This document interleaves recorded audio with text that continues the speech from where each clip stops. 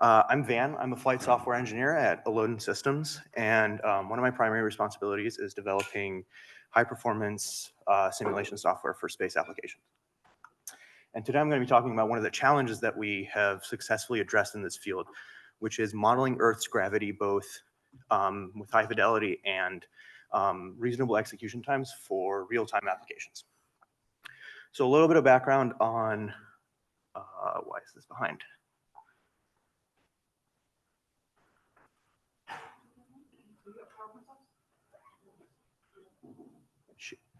I think you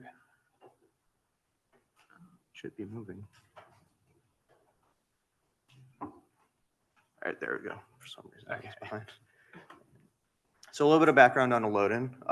We solve a variety of space problems ranging from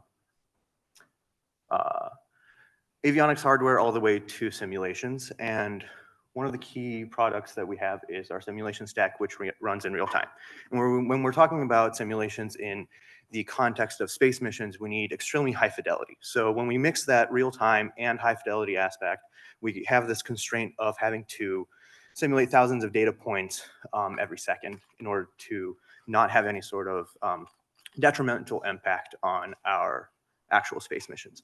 So in order to do this, the gravity model has to be extremely fast and extremely accurate. And we're all familiar with the inverse square representation of gravity. And you might be wondering why this doesn't produce sufficient results for this application here. This formula here is extremely effective for point masses. And if Earth was shaped like this, a relatively smooth and uniformly dense sphere, we could very much treat it as a series of point masses and get acceptable results with that inverse square representation of gravity. But unfortunately, in reality, Earth is a oblate spheroid with non-homogeneous mass distribution and uneven surface composition. And this causes a bunch of complexities within the gravitational field that a basic inverse square representation won't be able to capture properly. And that's where EGM, or Earth gravitational models, come in. So a little bit of history on Earth gravitational models. We started in, good. We start back in 1671 when Jean Ricard notices that his pendulum clock runs a little bit slower in French Guiana than it does in Paris. And from this, he's able to deduce that the gravitational field that the pendulum clock was experiencing was different at these 2 points on the globe. 2 decades later, Isaac Newton proves with this discovery that the Earth is in fact an oblate spheroid. And from there, we start developing different tools to measure gravity. First, we use these Cator's pendulums to measure gravity, but unfortunately, in order for them to produce measurements that are space applicable, they would have to be larger than this room. So technology was a major limiting factor. We have to fast forward to 1957 when the Soviets launched Sputnik 1. And they observed that the reentry happens a lot quicker than they expected to. And one of the primary reasons for this reentry happening sooner was that the gravity model that they had for their simulation was not complete to the degree that they needed. So for a while, scientists would put up these satellites into orbit, and then when they got them back, they would use the deviations from the simulated orbit to reconstruct partially complete gravity fields for the area that the orbit encompassed. It wasn't until 1965 that an actual satellite was put in space with the distinct mission of measuring Earth's gravity. And from that satellite, GEOS-1, onwards, we got different levels of technology to produce higher fidelity and higher fidelity gravitational models. And today, thanks to the data collected from the Grace family of satellites, we have the most complete gravitational model that we've had to date. And it's called EGM 2008, and that is the exact gravity model that we have implemented in our simulation stack. So what is EGM and how does it actually model Earth's gravity? EGM uses a set of mathematical solutions to the Laplace equations in spherical coordinates called spherical harmonics. These spherical harmonics describe behaviors of complex and irregular patterns along the surface of a sphere. And this is very important when we're talking about gravitational fields because we want to be able to represent different amplitudes of gravity along the surface of this imaginary perfect sphere of Earth. We'll look at the math behind EGM in a few slides, but right now I want to focus on the shape of a few of the spherical harmonics. If you look at these, we can do a lot of fun things if we just add these together and look at this surface that they create. If we take the first 9 harmonics and add them together, we can create a kind of a blob that represents some peaks and valleys along the surface of a sphere. If we extrapolate this and take tens of thousands of spherical harmonics and add them together, we can accurately model not just the Earth's gravitational field, but the Earth's surface with very high precision and fidelity. And that's exactly what EGM does. If you look at the mathematics, EGM represents Earth's gravitational field as a function of a distance vector from the center of the Earth, and then takes a bunch of spherical harmonics and adds them together to generate this gravitational field. So let's look at each component of these spherical harmonic expansions. First, we have the inverse square representation, or the universal gravitation representation of gravity, and this is a good baseline that we're either going to amplify or we're going to attenuate to represent gravity at a certain point on the globe, or away from the globe. Next, we have the addition of these harmonics. They use these terms called degree and order, which essentially represents how many harmonics we use to compose this gravity field. And what they capture in real life is variations with respect to both longitude and elevation on the surface of the Earth. Next up, we have the radial distance decay factor. So the further we get away from the Earth, the lower the gravitational field strength, and this represents how that relates to radial distance. And then we have these really fun mathematical functions called Legendre polynomials, which I'm not going to get into, but they describe variations with respect to latitude. And finally, we have the bread and butter of EGMs, which is the set of coefficients that we collect and formulate based on the data that we collect from those satellites, GRACE 1 and 2 missions. And these describe how the harmonic field contributes to the actual strength of a gravitational field. And they are associated with cosine and sine terms because that captures the in and out of phase effect of the mass at a certain latitude. So it's reasonable to think that we would have to simplify this math a little bit to increase computational efficiency, and that's exactly what we're going to do. The first step that we took was to reformulate the coordinate system. So it relied on non-spherical coordinates so that we can get rid of all of the trigonometric functions to reduce computational complexity to a degree. So with this new coordinate system, the first thing we can do is replace this sine of phi term within the Legendre polynomials. And right off the bat, we are much more comfortable attacking this from a computational point of view. Next, what we can do is separate those cosine and sine terms and represent them with magnitudes of real and imaginary components of the respective exponential expression that would be equivalent to those cosine and sine terms. So with this reformulation, we can completely get rid of all trigonometric functions within this expression for the gravitational field. And based on these reformulation, we'll have some recursive functions that give us the real and imaginary components and then those Legendre polynomials so that we can actually compute the gravitational field. And a naive implementation of this produces some less than ideal results. As you can see, even the lowest acceptable level of fidelity is still well over a second in computation time, which is not applicable for real-time applications.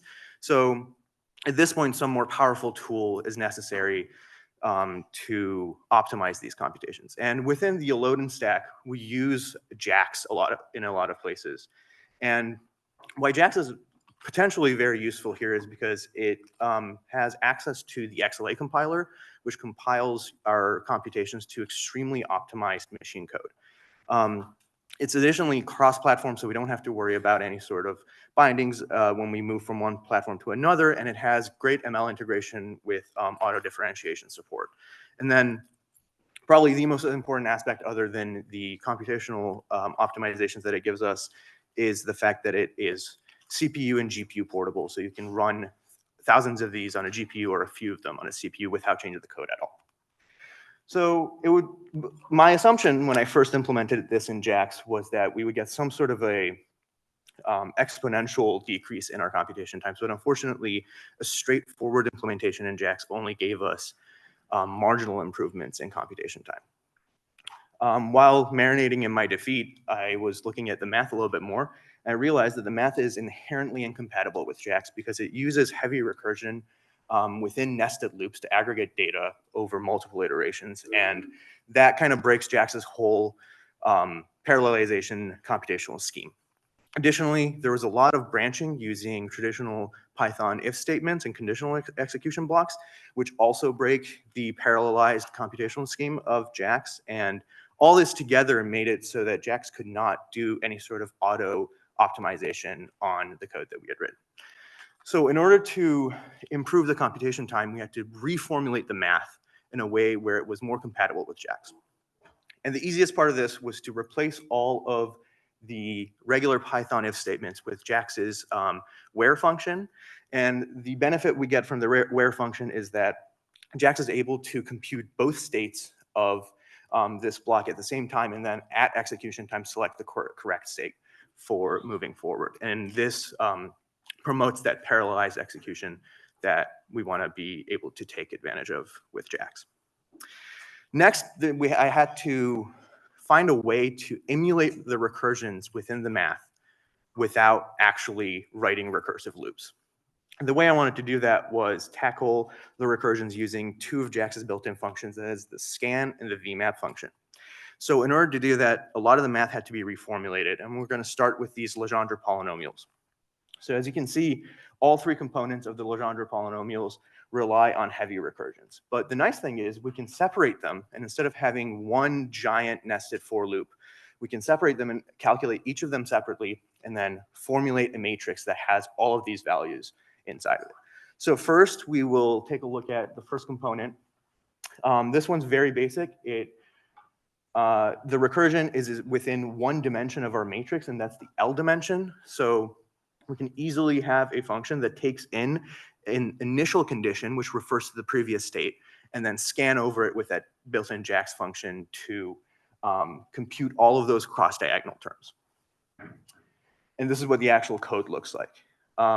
Once we have those cross-diagonal terms, we have all of the recursion and the initial states required for the second part of the Legendre polynomials, and we can do something very similar with those, except this time, we want the off diagonals, which is one term less than the actual diagonals. And in order to achieve that, not only do we have to write the same sort of scanning function, but when we scan over it with respect to L, we have L terms within this matrix, but in fact, we need L minus one term. So we just roll that one out and get a L minus one by L minus one matrix that we can just add to the previous matrix and get both of those terms together.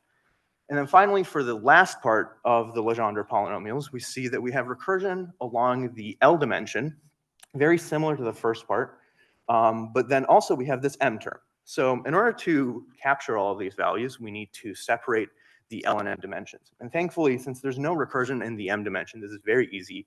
We can reformulate this into a function that internally calls the scan function across the L dimension, passing in those L minus one and L minus two terms, and then vmap over that function to compute all of those M terms as well. And with this, we can compute all of the lower diagonal terms for this matrix A that holds the values for the Legendre polynomials.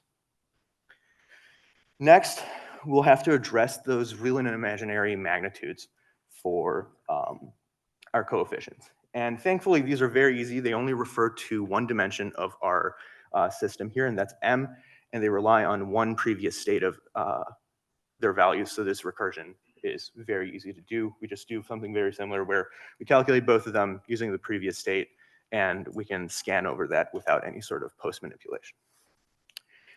Now, in order to be able to take advantage of some linear algebra operations, we need to get rid of this term here, which is that radial decay factor. And we can rewrite that pretty simply as a function of L and formulate it into another matrix that we can then multiply across very easily. And the code for that is right here. And we do something very similar, scan over it. And we have all of our terms that we need. So now that we have the gravitational field, we need to calculate the gravitational force. And to do that, we have to take the gradient of the field. I'm going to skip through a lot of the math because I don't know how much time I have. But if we do a little bit of math, do some fun algebra, we get these, just a little bit, not too much. We get some relatively simple forms of these partial differentials and do some back substitution. And as you can see, this differential with respect to one component of our coordinate system only relies on all of the values that we've already calculated. We have all of these values in separate matrices. So one more term here, we have to divide these partials by r. Dividing them doesn't really affect the actual equation that much, so we reformulated in a nice format here. And we'll take a look at that partial of the field with respect to S, which I've just renamed here A1. And in the original formulation, there's all of these pre-computations that need to happen within the summation blocks. But with a little bit of fun matrix math, we can actually get rid of all of those pre-computations and vectorize all of this using some linear algebra magic here. So as you can see here, this row of L plus 1 requires a jump in our L term to the next state. And we can achieve that by post-multiplying the row matrix by the upper shift matrix. And then if we do a little bit of transposition on the rest of the matrices, we can align all the coordinates and the recursions for this R of m minus 1 and I of m minus 1 we can achieve with multiplying by the left shift matrix. And all of this means we can write some really nice looking code that isn't complicated at all and scan over it one last time to get all 4 components and add them up. And we have a working gravitational model. And the results of this were not just better than what I expected, but better than what anyone on my team expected. We got to a point where we can handle the most complex high fidelity calculations below 300 milliseconds. And what that really unlocks here is not just simulating 1 or 2 bodies in space, but if we use a powerful enough GPU, we can simulate thousands of bodies in space. And this is really good for constellation management and any sort of application where you have more than 1 or 2 vehicles that you're trying to simulate. All right, thank you. I'll take questions.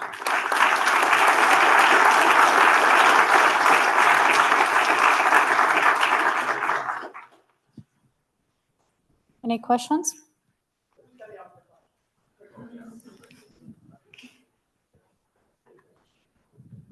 I'll bite. What kind of processor were you on for your benchmarking? My M3 Max, I believe. Yeah. I benchmarked this on both Intel and what's the other one? Ryzen processors, and we've gotten similar results. Go. I do have a question. What software did you use for the presentation? A combination of Figma and all the math and like the code was generated using Manum. Any other question? Come on. Yeah. Somebody is typing on Slack. All right. You go first. I'm just curious what you think the potential use cases would be for this in guidance and navigation and control kind of simulations. Have you guys started looking into porting this into a simulation that someone could maybe then start running flight software against your models? So we haven't gotten that far, but I believe our current simulations with CubeSats all use this gravity model. And we do apply GNC control systems to this as well, and they worked just as expected. All right, we got online question. This is related to simulating multiple thousands of bodies. The question is, what changes would you needed to simulate operation, in example, the asteroid belt? So this model only captures Earth's gravitational field. In order to simulate operations within an asteroid belt, we would have to have some computed data sets on what the gravitational field looks like there. All right, so I have some friends that do like a lot of planetary defense stuff, and I was kind of curious. So if you have an asteroid's like shape relative to like LiDAR, like images of rough shape like that, is it possible to back out all the information to get a gravity simulation model of that asteroid and just kind of create the shapes? That would be a Showed us great earlier? question for a geophysicist. I don't know. I think it depends on the composition of the asteroid and like the Oh. densities and all of that. The shape alone wouldn't tell you all that you need to know. All right, we can take one more in person.